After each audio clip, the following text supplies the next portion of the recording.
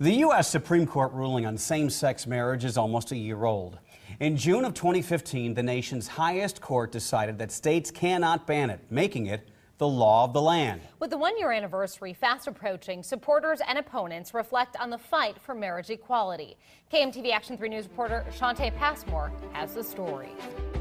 Prior to the U.S. Supreme Court legalizing gay marriage, Nebraska was one of 13 states that banned same-sex unions. While that ban has been lifted, some couples say the fight isn't over, and those on the religious right agree. Nicholas Kramer and Jason Chaddick are living the American dream. To be able to say that I'm legally married with a child it's beyond what I ever dreamed of.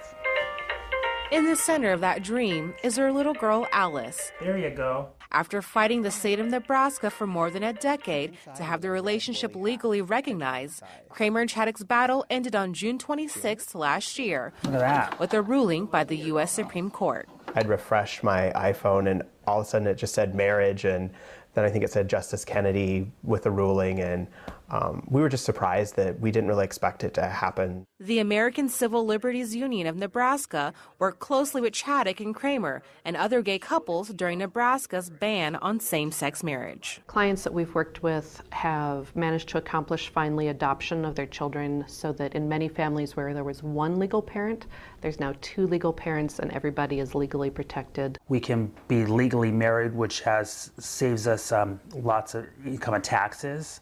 Jason can include me now on his health insurance where he couldn't before. We can inherit property from each other. With the one-year anniversary of same-sex marriage less than a month away, the fight for marriage equality isn't quite over. I think honestly they thought once marriage, they'd won marriage, that the rest of these things would kind of fall as dominoes. Things in Nebraska still aren't exactly equal. Earlier this year, Nebraska lawmakers introduced a bill to protect faith-based agencies from being penalized for refusing services to same-sex couples.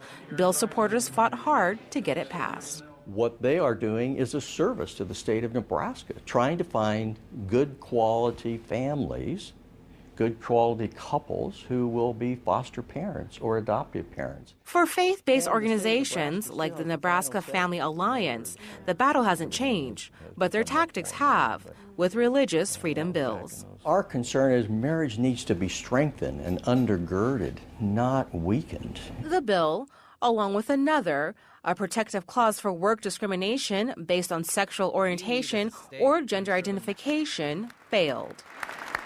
You can be married on a Friday or Saturday. And then show up for work on Monday and put their honeymoon picture on their work desk, only to be told by the boss, you're in a same-sex marriage, you're fired. The ACLU says nearly 200 bills have been introduced in state legislatures this year, threatening the dream Kramer and Chaddick finally obtained. Let's be honest, most of these bills are out there just to give a warm, fuzzy feeling to legalize discrimination. Those on the religious right say the church isn't meddling with government, but it's government meddling with religion. Hence, they need the protection.